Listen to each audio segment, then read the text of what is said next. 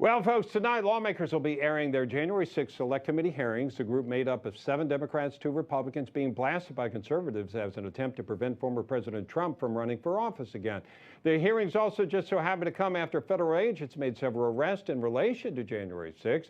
Joining us now, host of Tony Katz Today, Tony Katz, and also Project 21 member Whitley Yates. Tony, your thoughts on this? I feel like, do I get my popcorn out? Is this going to be fun to watch? Is this a joke or is this serious abuse of power? I really don't know what to expect. I will have both a bourbon in one hand and a cigar in the other, because when I get to see Broadway on TV, I just like to soak it all in. I want to take in every part of it that I can. What to expect here, I think, is the real question, right? So there's 2 ways to look at it. What is it that Democrats can provide to America through their investigations, as they want to call it, that could get America to say, oh my gosh, this is far worse than we ever imagined. It was a riot at the Capitol. It was wrong. I want to know about the egregious breach of security. I want to know about the egregious lack of security. These are things that I'm interested in. I'm not, there are prosecutions for people who did things wrong. I have no problem with that, but Not everybody did something wrong. When you have people who are waved into the Capitol, those are not people who are in any way criminal people, if you will. The other side of this is, what happens when this is Geraldo opening the vault and nothing's there? Yeah. What happens when this is nothing more than Rachel Maddow screaming about Donald Trump's tax returns and nothing's there? What do they look like? Because while you may have mainstream media try to spin it, we'll all know that there was no there and they've been wasting our time, which is what we believe anyway. Yeah, Whitley, I assume they think they've got something because they want to get everybody's attention before the midterms, because they really feel like they got to change the conversation. But I'm not convinced that if you did anything, including having Donald Trump handing out weapons to go into the Capitol, that it will change anybody's mind. I'm not saying that happened. I'm not saying that would be a good thing. I'm just saying that I think people who are pro-Trump or anti-Trump, they're going to stay the same no matter what comes out of this. I would agree with you. I think that this is going to be a lot of political performance. I mean, with the left, all we've really seen are these diatribes, and they go down these rabbit holes and start looking at other things and bringing up other items that have absolutely nothing to do with January 6th. It's like an open investigation into people that they don't like.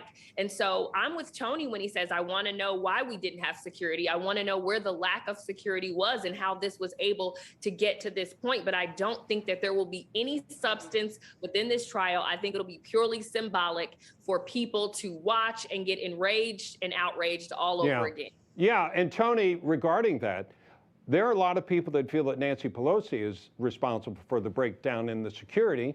They're not going to have her there. They're not going to ask her questions. So even if those on the left are going to be able to put pressure to those on the right side of the aisle, it's not going to go back the other direction, which is one of the reasons a lot of people look at this committee and say, this is not going to be a fair representation of what happened. This is why the committee isn't interesting to people, because they actually do want to know what happened. There does come a moment in society where we're not right and left. We're not Republican and Democrat. We saw an attack on the Capitol. We want to know what in the world happened. We want to know how it happened. We want to know how to prevent it in the future. That isn't what Representative Jamie Raskin wants. Jamie Raskin wants to destroy Donald Trump. So that is a very, very different place. D.C. versus where we are in Indiana. Midwest Main Street has a much different view of these things. We want to know facts. They want to know how they can use it to a political advantage. Yeah, and they're already making clear one of those ways they want to use it is by the recommendation we get rid of the Electoral College, Whitley, because if you get rid of the Electoral College, which I don't think is that easy, I think it requires a constitutional amendment, then Democrats, because they have the most people in cities like LA, San Francisco, and New York, and Chicago, they're going to win almost all the presidential elections, which is what their goal is anyway. Yet our founding fathers want to make sure you're not forgotten in Wyoming and Alabama and Mississippi. Yeah, because the truth is the left doesn't care about representation. They care about power. It's not about being represented by a populace. They want to be popular and they want to have their opinions that take precedent over people's desires. They don't want people in Indiana to be able to help or decide who's president. They want populism in places like California that I used to live, specifically Los Angeles, where they can get the most people to vote, have no IDs, whether or not you pay into the system or are a citizen of this country to decide our elections. So this will just be, once again, another diatribe into pushing them further radical left, further progressive, and they don't really value our Constitution in the way that we value our Constitution. How long does this series last, Tony?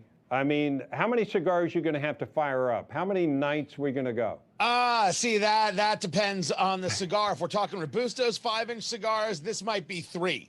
Right, it might go that long. But we're talking about nice so clarify for us. How long does that last? How long does your cigar last? So a Robusto would probably be in the 60 to 90 minute range, right? If you're getting into some of the Churchills, you can probably get 90 minutes to 2 hours out of that. It's like a 7-inch cigar. So smoke accordingly. So so it's a 1 cigar night tonight. Oh no, it's probably a 2 cigar night tonight. A 2 cigar night. Because you're gonna have to take it in and calm down. The whole thing's nuts. So you need a way to just bring it down a bit. Okay. Well, we'll continue our conversation. We're going to take a break right now. Tony Katz, Whitley Yates, thank you.